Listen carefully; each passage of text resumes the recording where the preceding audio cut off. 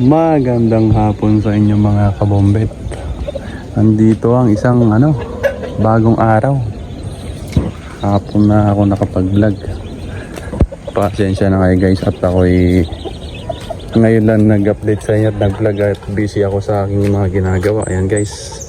Ito nga pala, gumawa ako ng DIY na pawala ng maliliit na bibi. Sa binakuran ko na rin pala guys yung aking backyard para hindi makawala yung mga bibi dyan kasi makukulit.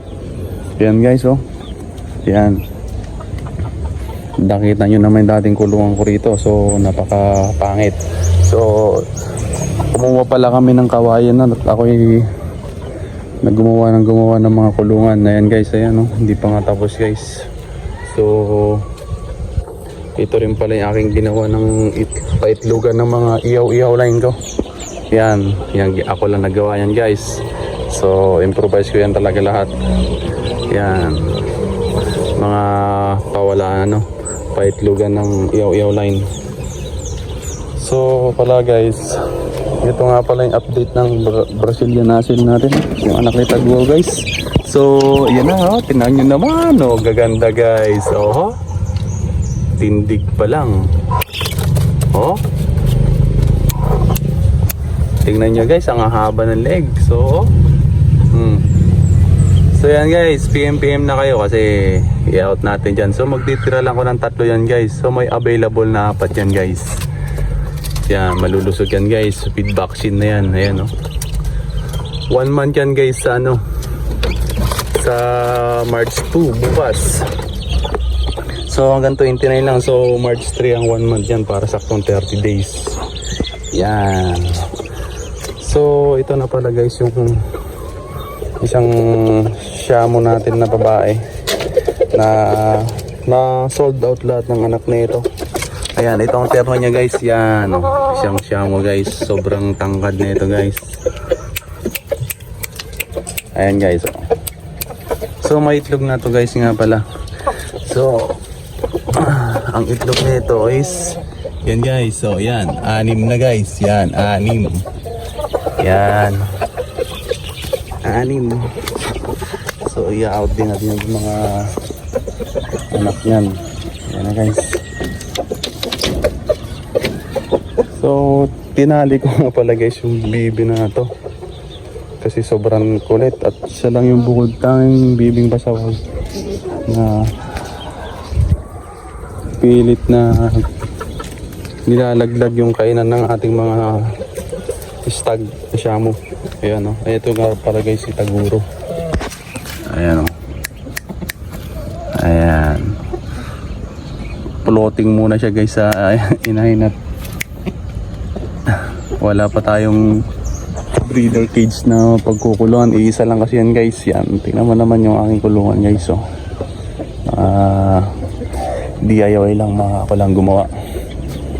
Ito din yung mga limber na ginawa ko. 3 feet yan guys, ang laki niyan 3 feet, sobra sa 3 feet yung taas niyan. Ayan yung paitlogan natin ng iyaw line, yung mga bibi natin. Ito na pala guys yung future busy natin na nagaling kay Mr. Cabo Cals Farm na ang breeder niya is galing kay Mr. Saldi de la Cruz na legit breeder ng Shamu. Yan guys, taga San Jose del Monte. Yan guys. Yan, bibi natin na. Ayan yung up wings, down tail. Yan guys. So, yan guys. Future busy natin yan guys. So hindi ko siya may labay guys kasi hapon na. At ako yung nakakapahinga na guys. Pagod din ako. Pagod tayo guys. So hindi ko na may pakita yung guys pala yung bibi ko na 33. Ayun guys yung ating yan partner naman natin doon sa ating shamo dati. Kapares ni Taguro to dati guys, to kapares niya to. So pinares natin to dito. Yan, ayan guys. Ayan guys. Ayan Sobrang tangkad yan guys, bata pa yan. Yan. So guys, tignan nyo ang aking pinagkabisihan. Kaya matagal akong hindi nakapag-vlog. Ayan. Wala na yung kulungan doon na mukhang ano guys. Mukhang ewan. Palitan na natin yan. Ayan o. Ayos guys. Ayan. Ayan guys. Oh. Ayun yung balian doon guys. Ano yun? Mga bibi. 33 pieces. So doon sila kukulong. Kasi may papisana naman ako.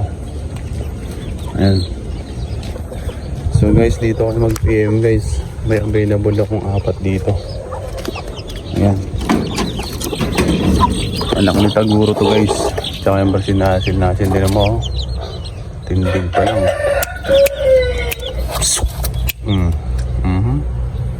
Ayan oh. Mga postura. Upwings na. So dito ko na tinatapos sa aking vlog guys. So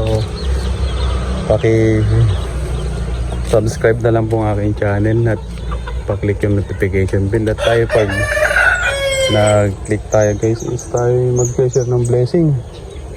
At magbibigay tayo ng ano guys ng shamu sa ating mga followers at subscriber natin guys. Salamat.